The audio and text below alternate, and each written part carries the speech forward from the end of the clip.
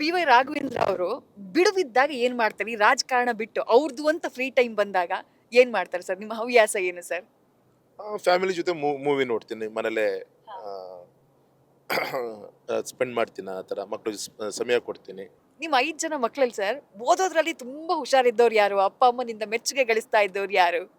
ಆ ಥರ ನಮ್ಮ ಥರ್ಡ್ ಸಿಸ್ಟರ್ ಉಮಾ ಅಂತ ಹೇಳಿ, ಶೀಸ್ ಎ ಪ್ರಚಾರದಲ್ಲಿ ಬಿಸಿ ಆಗಿದ್ದಾರೆ. As she's a MCom graduate, gold medalist ಅವಳು ಸ್ಟೇಟಿಗೆ. ಅದರ ದಡ್ರು ಅಂತ ನಾನೇ ಅಂತ ಹೇಳಿದ್ರು ಕೂಡ ತಪ್ಪಾಗಲ್ಲ. ನನ್ನ ವಿದ್ಯಾಭ್ಯಾಸ ಸಂದರ್ಭದಲ್ಲಿ ಅವಾಗೇ ರಾಜಕಾರಣ ಶುರು ಮಾಡಿಬಿಟ್ಟೆ ನಾನು. ಯಾಕೆಂದರೆ ನಮ್ಮ ಕುವೆಂಪು ಯೂನಿವರ್ಸಿಟಿ, ಶಿವಮೊಗ್ಗದ ಕುವೆಂಪು ಯೂನಿವರ್ಸಿಟಿ ಏನಿದೆ ಅಲ್ಲಿ ಎಲ್ಲ ಸೆಕ್ಟರ್ಗೂ ಕೂಡ, ದಟ್ ಮೀನ್ಸ್ ಟೀಚಿಂಗ್ ಫ್ಯಾಕಲ್ಟಿ ಇವರೆಲ್ಲ ಸೆನೆಟ್ ಮೆಂಬರ್ ಆಗಿ ವರ್ಕ್ ಮಾಡ್ತಿದ್ರು. ಸ್ಟೂಡೆಂಟ್ ರೆಪ್ರೆಸೆಂಟೇಷನ್ ಇದ್ದಿದ್ದಿಲ್ಲ ಅಲ್ಲಿ. ಹಾಗೆ ನನ್ನ ಗಲಾಟೆ ಅವಾಗೇ ಶುರುವಾಯಿತು.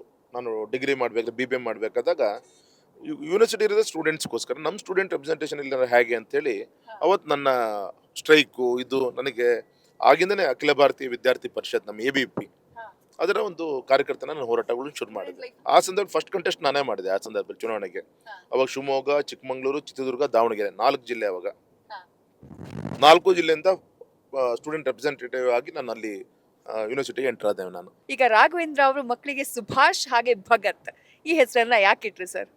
ಆಕ್ಚುಲಿ ಸುಭಾಷ್ ಮೊದಲನೇ ಹೆಸರು ಅಟಲ್ ಅಂತ ಇಟ್ಟಿದ್ದೆ ನಾನು. ಅಟಲ್ ಬಿಹಾರಿ ವಾಜಪೇಯಿ ಅವರು ದೇಶದ ಪ್ರಧಾನಮಂತ್ರಿ ಆಗಿದ್ದೇನೆ ಅವನು ಹುಟ್ಟಿದ್ದವನು. ಆಮೇಲೆ ನಾನು ಜನ್ಮ ನಾಮ ಇದು ಸುಭಾಷ್ ಅಂತ, ಸುಭಾಷ್ ಅಂತ ನಾನು ಸುಭಾಷ್ ಚಂದ್ರ ಬೋಸ್, ಇನ್ನೊಬ್ರಿಗೆ ಭಗತ್ ಸಿಂಗ್.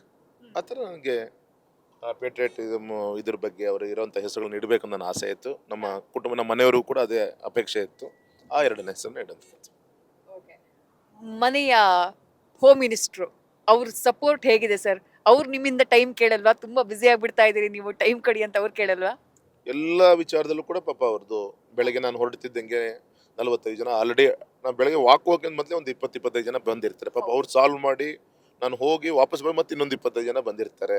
ಅಷ್ಟೊತ್ತು ಅವ್ರಿಗೆ ಕಾಫಿ ಟೀ ಈ ಥರ ವ್ಯವಸ್ಥೆಗಳು ನೋಡ್ತಾರೆ. ನಮ್ಮ ತಾಯಿ ಬದುಕಿದ್ದಾಗ ಒಂದು ನಮ್ಮಲ್ಲಿ ಕಲ್ಚರ್ ಏನಂದ್ರೆ, ಯಾರು ಬಂದರೂ ಕೂಡ ಒಬ್ರು ಹಾಗೆ ಹೋಗಬಾರ್ದು, ಒಂದು ಕಾಫಿ ಟೀ ಆದರೂ ತೊಗೊಂಡೋಗ್ಬೇಕು. ಆ ಕೆಲಸವನ್ನು ಮುಂದುವರ್ಸ್ಕೊಂಡು ಹೋಗೋದು ಕೆಲಸ ನಮ್ಮ ಮನೆಯವರು ಮಾಡ್ತಾ ಇದ್ದಾರೆ ಇವತ್ತು. ನ್ಯೂಸ್ ಫಸ್ಟ್, ನಿರ್ಭೀತಿಯಿಂದ ನಿಮ್ಮ ಪರವಾಗಿ.